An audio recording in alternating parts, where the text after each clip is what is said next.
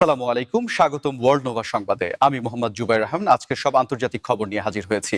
শুরুতেই জানিয়ে দিব সংবাদ শিরোনাম, তারপর বিস্তারিত। খামেনি বাংকারে লুকিয়ে নেই, বরং রণক্ষেত্রের ছক কষছেন।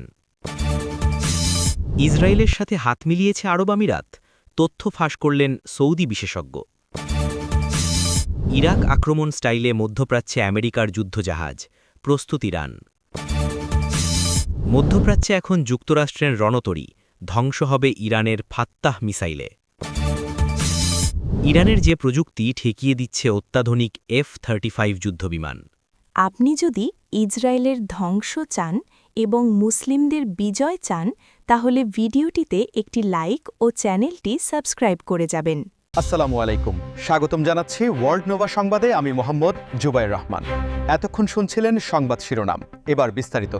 বর্তমানে মধ্যপ্রাচ্যের পরিস্থিতি যে চরম উত্তপ্ত তার বলার অপেক্ষা রাখে না, এবং এর মধ্যেই ইরানের সর্বোচ্চ নেতা আয়াতুল্লাহ আলী খামেনিকে নিয়ে নানা ধরনের গুঞ্জন সামাজিক যোগাযোগ মাধ্যম থেকে শুরু করে আন্তর্জাতিক মিডিয়ায় ছড়িয়ে পড়েছে। অনেক পশ্চিমা গণমাধ্যম দাবি করেছিল যে ইসরায়েলের সম্ভাব্য হামলার ভয়ে খামেনি হয়তো কোনো গোপন বাংকারে আশ্রয় নিয়েছেন, কিন্তু বাস্তব চিত্রটা সম্পূর্ণ ভিন্ন বলে দাবি করছেন আঞ্চলিক বিশ্লেষকরা। আসলে খামেনি কোনো বাংকারে লুকিয়ে নেই, বরং তিনি অত্যন্ত সক্রিয়ভাবে বর্তমান সামরিক পরিস্থিতির ছক কষছেন এবং নিয়মিতভাবে তার দেশের শীর্ষ সামরিক কর্মকর্তাদের সাথে বৈঠক করছেন। ইরানের রাষ্ট্রীয় গণমাধ্যমগুলো এমন কিছু ছবি ও ভিডিও প্রকাশ করেছে যেখানে তাকে বেশ আত্মবিশ্বাসী দেখাচ্ছে এবং তিনি ফ্রন্টলাইন কমান্ডারদের বিভিন্ন নির্দেশনা দিচ্ছেন, যা ইঙ্গিত দেয় যে ইরান যে কোনো ধরনের পরিস্থিতির জন্য পুরোপুরি প্রস্তুত। আপনারা যারা আমাদের এই বিশ্লেষণটি দেখছেন তারা অবশ্যই ভিডিওটিতে একটি লাইক দিন এবং এই পরিস্থিতি নিয়ে আপনাদের মূল্যবান মতামত কমেন্টে জানান, কারণ আপনাদের মতামত আমাদের পরবর্তী ভিডিওগুলোর জন্য অত্যন্ত গুরুত্বপূর্ণ। খামেনির এই প্রকাশ্য উপস্থিতি আসলে এক ধরনের মনস্তাত্ত্বিক যুদ্ধ হিসেবেও দেখা হচ্ছে, কারণ তিনি এর মাধ্যমে বিশ্বকে বার্তা দিতে চাইছেন যে ইরান কোনো চাপে নতি স্বীকার করবে না। নিরাপত্তা বিশেষজ্ঞরা বলছেন যে খামেনি এখন বাংকারে বসে আত্মরক্ষা করার চেয়ে বরং কিভাবে একটি বড় ধরনের আঞ্চলিক সংঘাত মোকাবিলা করা যায় এবং তার প্রক্সি শক্তিগুলোকে কিভাবে সমন্বয় করা যায় সেদিকেই বেশি মনোযোগ দিচ্ছেন। বিশেষ করে হিজবুল্লাহ এবং হামাসের সাথে তেহরানের যে যোগাযোগ তা এখন আগের চেয়ে অনেক বেশি নিবিড় করা হয়েছে বলে খবর পাওয়া যাচ্ছে। ইরানের প্রতিরক্ষা কৌশলে খামেনির ভূমিকা সবসময়ই তদারকিমূলক এবং বর্তমান এই সংকটময় মুহূর্তে তিনি সরাসরি রণক্ষেত্রের পরিকল্পনাগুলোতে অংশ নিচ্ছেন, যা তার সমর্থকদের মনোবল বাড়িয়ে দিচ্ছে। এই ধরনের খবরগুলো আরব বিশ্বের রাজনীতিতে এখন এক অদ্ভুত মেরুকরণ লক্ষ্য করা যাচ্ছে, যেখানে সংযুক্ত আরব আমিরাতের সাথে ইসরায়েলের গোপন আতাত নিয়ে নানা জল্পনা ডালপালা মেলছে। সম্প্রতি একজন প্রভাবশালী সৌদি বিশেষজ্ঞ চাঞ্চল্যকর তথ্য ফাঁস করে দাবি করেছেন যে পর্দার আড়ালে আমিরাত এবং ইসরায়েল প্রতিরক্ষা এবং গোয়েন্দা তথ্য বিনিময়ের ক্ষেত্রে একে অপরের অত্যন্ত ঘনিষ্ঠ হয়েছে। যদিও আনুষ্ঠানিকভাবে আব্রাহাম অ্যাকর্ডসের মাধ্যমে তাদের সম্পর্ক স্বাভাবিক হয়েছিল, কিন্তু বর্তমান পরিস্থিতিতে আমিরাত যে এভাবে ইসরায়েলের পাশে দাঁড়াবে তা অনেক মুসলিম দেশের জন্যই বিস্ময়কর। এই বিশেষজ্ঞের মতে আমিরাত মনে করে যে আঞ্চলিক স্থিতিশীলতা বজায় রাখতে এবং ইরানের প্রভাব খর্ব করতে ইসরায়েলের সাথে হাত মেলানো তাদের জাতীয় নিরাপত্তার জন্য অপরিহার্য। তবে এই গোপন সমঝোতার খবর প্রকাশ হওয়ার পর আরব বিশ্বের সাধারণ মানুষের মধ্যে তীব্র ক্ষোভের সৃষ্টি হয়েছে এবং অনেকেই একে ফিলিস্তিনি স্বার্থের পরিপন্থী হিসাবে দেখছেন। আপনাদের কি মনে হয়, আরব আমিরাতের এই পদক্ষেপ কি মধ্যপ্রাচ্যের শান্তির পথে বাধা হয়ে দাঁড়াবে? অবশ্যই আপনার চিন্তাটি আমাদের কমেন্ট বক্সে শেয়ার করুন। এই সৌদি বিশেষজ্ঞের দাবি অনুযায়ী ইসরায়েলের অত্যাধুনিক নজরদারি প্রযুক্তি এবং আমিরাতের বিশাল অর্থনৈতিক শক্তি এখন একই মতো হয়ে কাজ করছে, যা এই অঞ্চলের ভূ রাজনীতিতে এক নতুন মাত্রা যোগ করেছে।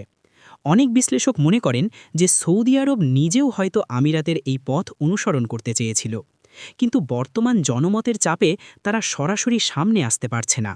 এই ধরনের ভূ-রাজনৈতিক খেলায় তথ্যের সঠিকতা যাচাই করা মধ্যপ্রাচ্যের জলসীমায় এখন যুক্তরাষ্ট্রের বিশাল বিশাল যুদ্ধজাহাজ এবং বিমানবাহী রণতরীর উপস্থিতি এক থমথমে পরিস্থিতি সৃষ্টি করেছে, যা অনেককেই ২০০৩ সালের ইরাক আক্রমণের কথা মনে করিয়ে দিচ্ছে।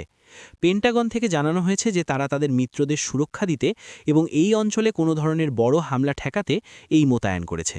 কিন্তু সামরিক বিশ্লেষকরা একে সরাসরি ইরানের বিরুদ্ধে একটি যুদ্ধের মহড়া হিসেবে দেখছেন।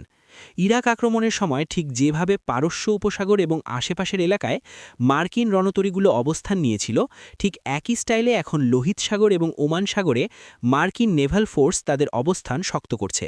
তবে ইরান সাফ জানিয়ে দিয়েছে যে তারা কোনোভাবেই ইরাক নয় এবং তাদের প্রতিরক্ষা ব্যবস্থা মার্কিন যে কোনো আক্রমণ রুখে দিতে সক্ষম।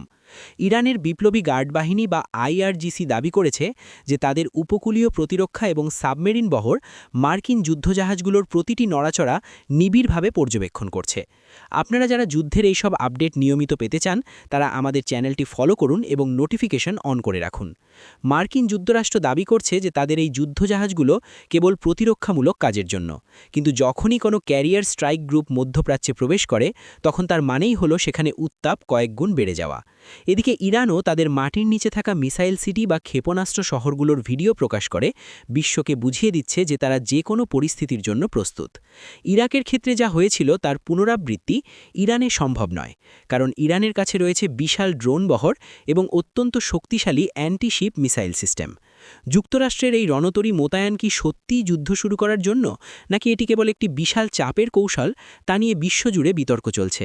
অনেক বিশেষজ্ঞ মনে করছেন যে যুক্তরাষ্ট্র সরাসরি যুদ্ধে না গিয়ে মধ্যপ্রাচ্যে বর্তমানে মার্কিন যুক্তরাষ্ট্রের যে শক্তিশালী বিমানবাহী রণতরীগুলো অবস্থান করছে, তাদের প্রধান টার্গেট হতে পারে ইরানের সামরিক স্থাপনাগুলো।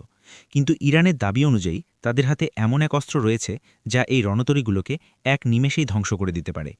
এই রহস্যময় এবং শক্তিশালী অস্ত্রটি হল ইরানের তৈরি ফাত্তাহ হাইপারসনিক মিসাইল।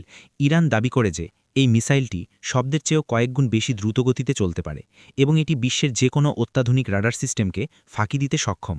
মার্কিন নৌবাহিনীর জন্য এই ফাত্তাহ মিসাইল এখন সবচাইতে বড় ভয়ের কারণ হয়ে দাঁড়িয়েছে, কারণ তাদের বিদ্যমান অ্যান্টি মিসাইল ডিফেন্স সিস্টেমগুলো এই গতির কোনো লক্ষ্যবস্তুকে প্রতিহত করার জন্য ডিজাইন করা হয়নি।